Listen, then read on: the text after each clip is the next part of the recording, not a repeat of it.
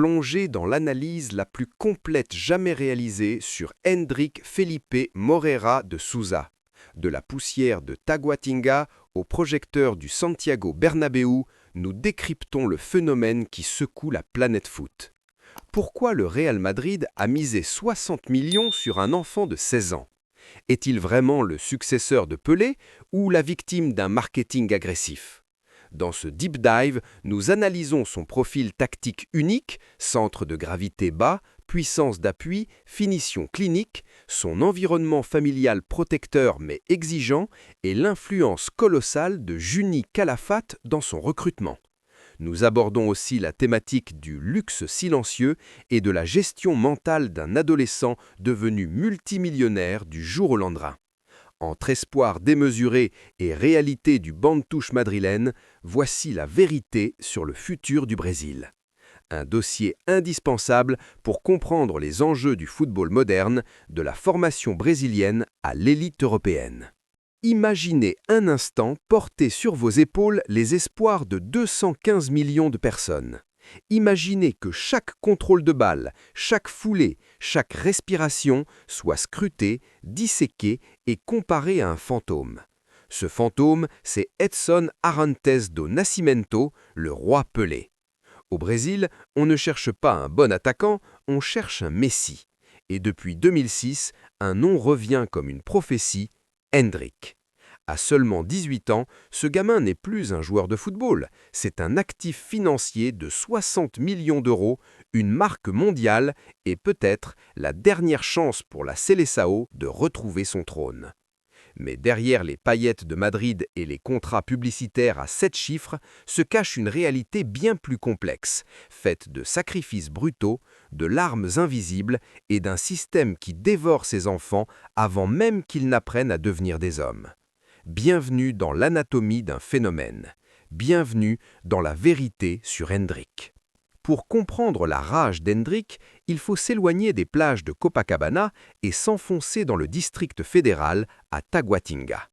Ici, le football n'est pas un loisir, c'est un ticket de sortie.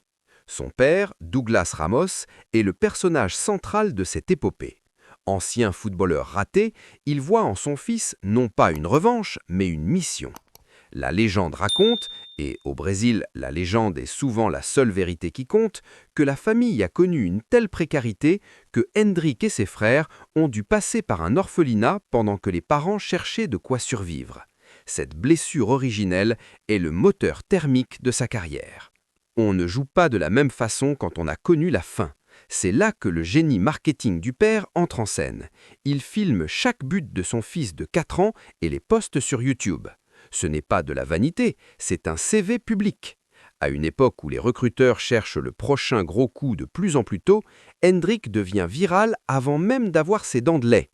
Palmeiras flaire le coup. Le club ne recrute pas seulement un gamin, il recrute une famille. Ils donnent un travail de jardinier au père, une stabilité à la mère. Le pacte est scellé. À partir de là, Hendrick n'appartient plus à ses parents, il appartient au football professionnel. Chaque but marqué dans les catégories de jeunes, plus de 160 en 5 ans, n'est qu'une ligne de plus sur un contrat qui s'écrit déjà en euros. Pourquoi Hendrick affole-t-il les data analystes du monde entier? Ce n'est pas juste parce qu'il marque, c'est sa structure physique. Regardez ses appuis. Il possède ce qu'on appelle un centre de gravité bas médian. Comme Romario ou Sergio Agüero, il est extrêmement difficile à déséquilibrer. Sa puissance de cuisse lui permet des accélérations dévastatrices sur les 3 premiers mètres, là où se font les différences dans le football moderne. Tactiquement, Hendrick n'est pas un neuf classique, il n'est pas le grand pivot qui attend les centres, c'est un attaquant de rupture. Son intelligence de placement est effrayante pour son âge. Il ne regarde pas seulement le ballon, il analyse les espaces entre le latéral et le défenseur central adverse. Sa finition ? Elle est clinique. Son pied gauche est une arme de précision chirurgicale capable de déclencher des frappes secs sans élan, ce qui surprend systématiquement les gardiens. Mais le plus impressionnant reste son IQ football.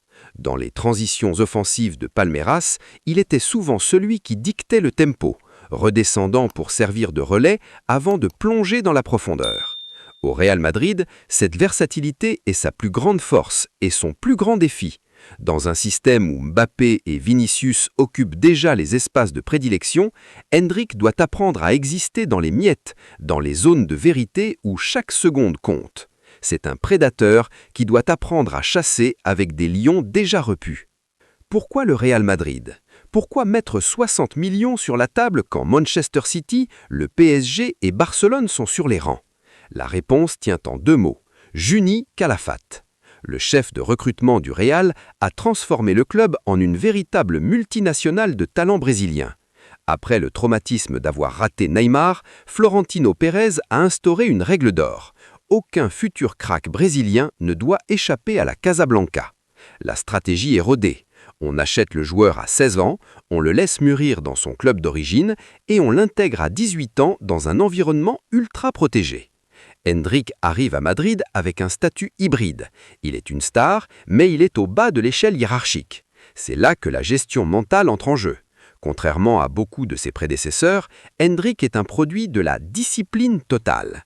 Pas de fête, pas d'alcool, une communication verrouillée. Il incarne ce luxe silencieux dont on parle tant. Il est riche, mais il est sobre. Cette image est minutieusement construite. Le Real Madrid ne vend pas seulement un joueur de football, il vend un exemple de professionnalisme. Mais cette perfection a un prix, la pression d'être irréprochable. Quand il ne joue pas, quand Ancelotti le laisse sur le banc pour la 3e fois consécutive, le monde commence à douter. Est-il trop jeune? Est-il surcoté? La vérité est que le Real Madrid joue une partie d'échecs sur le long terme. Ils savent que le corps d'un jeune de 18 ans subit des changements hormonaux et physiques intenses. Ils le préservent, quitte à frustrer les fans qui veulent le voir tout casser immédiatement. Récemment, des rumeurs, des analyses et même des scénarios de fiction l'ont envoyé vers des destinations comme Lyon ou Paris. Pourquoi ? Parce que le football de haut niveau n'attend personne. Un talent comme Endrick a besoin de minutes pour ne pas s'atrophier. Si le Real Madrid est la destination finale, le chemin pourrait passer par un prêt, une étape intermédiaire pour s'européaniser totalement. Regardez ce qu'un club comme l'OL a fait pour des joueurs brésiliens par le passé. La France est un terrain de jeu physique, parfait pour tester la résistance d'un joueur formaté pour le jeu plus ouvert du Brésil. Dans la vidéo source, on voit Endrick s'épanouir dans un cadre de vie luxueux à Lyon, marquant but après but. C'est la métaphore parfaite de ce dont il a besoin, de l'oxygène. À Madrid, l'oxygène est rare à cause de la concurrence. À Lyon ou ailleurs, il serait le roi.